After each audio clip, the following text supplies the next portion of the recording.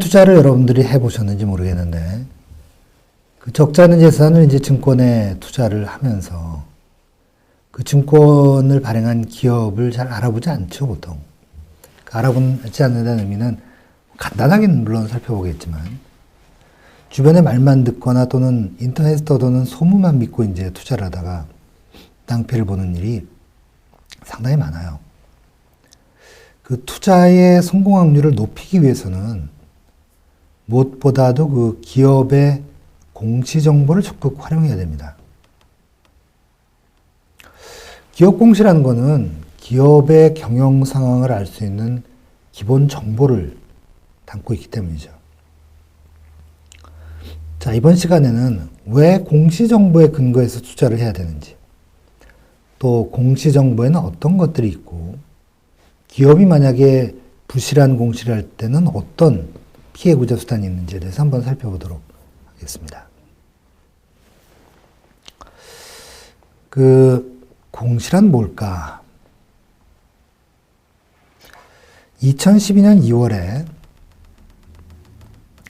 상장기업인 그 한화가 주요 경영사항 중 하나인 그 임원의 배임 횡령 발생 사실을 뒤늦게 공시했다가 그 상장 폐지 위기에까지 몰리고 불성실 공시법인으로 지정된 적이 있었습니다. 왜냐하면 그 정보가 주주들에게 굉장히 중요한 정보인데 그러한 중요한 공시사항을 제대로 알리지 않아서 벌어진 일인 거죠. 그만큼 이제 공시가 중요하다는 뜻입니다. 증권을 발행하는 기업이 공시한다는 것은 그 호의로 하는 것이 아니고 법의 의무로 규정되어 있습니다. 증권을 발행한 기업은 그 사업 내용, 그리고 경영 실적, 재무 상태, 사업 계획이나 경영진, 그러니까 증권의 가치를 판단하는 데 필요한 정보를 공개하도록 되어 있는 거죠. 자, 이런 정보를 공개하도록 의무화한 이유는 뭘까요? 기관 투자자들은 좀 다른데 대개 그 개인 투자자들은 투자 판단에 필요한 정보를 입수할 능력이 부족하기 때문입니다. 그래서 이제 자본시장법은 기업이 증권을 발행해서 자금을 조달할 수 있도록 허용을 해주는 대신에 투자자들이 투자 판단을 할 때 필요한 정보를 공시를 해라 하고 강제하고 있는 겁니다. 기업의 공시 내용이 정확하면 증권을 거래하는 사람들이 알고 있는 정보의 수준이 서로서로 비슷비슷해집니다. 그렇게 되면 어떤 사람이 다른 사람에 비해서 알고 있는 정보가 부족해서 거래가 불리한 그런 일은 별로 발생하지 않겠죠. 자, 그러면 투자에 활용할 만한 공시 정보에는 어떤 것들이 있을까? 기업이 일반인을 대상으로 증권을 파는 그 공모 단계, 공개 모집인 거죠. 공모 단계에서 투자자가 활용할 수 있는 자료, 그 공시 자료는 증권 신고서하고 투자 설명서가 있습니다. 두 자료는 모두 기업이 금융감독당국에 제출을 한다는 점에서는 같은데요. 증권 신고서는 감독당국에게 심사를 받기 위해서 제출하는 거고, 투자 설명서는 투자자에게 제출하기 위해서 만든 겁니다. 내용은 거의 비슷합니다. 또 사업보고서에 보면 이사의 경영진단 및 분석 의견이 있습니다. 자, 이 부분은 기업의 재무 상태와 영업 실적에 관한 회사 경영진의 견해를 담고 있기 때문에 눈여겨볼 필요가 있습니다. 즉, 그 기업의 미래 경영에 대해서 경영진이 어떤 생각을 갖고 있는지는 정보 가치가 높은 거기 때문이죠.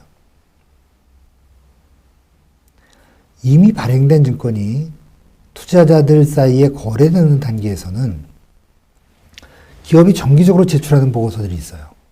사업보고서, 반기보고서, 분기보고서. 사업보고서는 1년, 반기보고서는 6개월, 분기보고서는 3개월간의 기업 경영에 관한 정보를 담고 있으니까 투자자는 정기적으로 기업의 경영 상태를 확인할 수 있습니다. 또 회사의 부도나 합병과 같은 중요한 사유가 발생할 때 제출이 되는 주요 사항 보고서, 이것도 꼭 챙겨야 하는 공시자료입니다. 또 거래소를 통해 공개되는 주요 경영 사항이라는 수지 정보도 있는데 이것도 챙겨봐야 됩니다. 즉 거래소는 부도나 합병 말고도 영업이나 생산활동, 재무구조의 변경, 경영활동에 관한 중요한 사안이 발생할 때마다 기업들이 알아서 신속하게 공개하도록 하고 있습니다. 자, 이러한 그 정보는 참 요즘은 구하기 쉬운데요. 금융감독원의 홈페이지에 있는 DART라는 전자공시 시스템이 있습니다. DART인데요. Data Analysis, Retrieval and Transfer System이라는 전자공시 시스템이나 한국거래소에 보면 KIND라고 그러죠. KIND라는 전자공시 시스템이 있습니다. 자, 이런 걸 통해서 누구나 쉽게 얻을 수가 있습니다. 자, 그렇다면 공시된 정보는 모두 진실한가? 기업이 공시한 정보가 모두 정확하거나 진실한 건 당연히 아닙니다. 중요한 사항이 거짓으로 되거나 혹은 빠졌을 가능성도 있는 거죠. 금융감독당국은 정확하고 진실한 정보가 공시되도록 굉장히 열심히 노력을 하고 있지만 공시정보의 진실성을 금융감독당국이 보증하고 있는 건 아닙니다. 투자설명서의 표지 하단에 보면 빨간 글씨로 주의 문구가 있는데 자, 그 주의 문구를 왜 썼을까요? 자, 여기에 보면 기업이 증권신고서에 기재한 사항에 대해서 정부가 진실하거나 정확하다고 인정한 게 아니라는 게 써여 있습니다.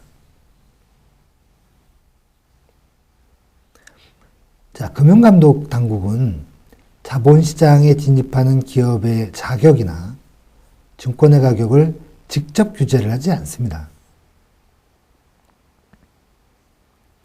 금융감독 당국은 증권이 투자 대상으로서 적절한지 여부에 대해서는 간섭하지 않고 증권에 관한 정보가 투자자들에게 제공되도록 함으로써 투자자가 스스로 투자 여부를 결정할 수 있도록 도와주는 역할만 담당을 합니다.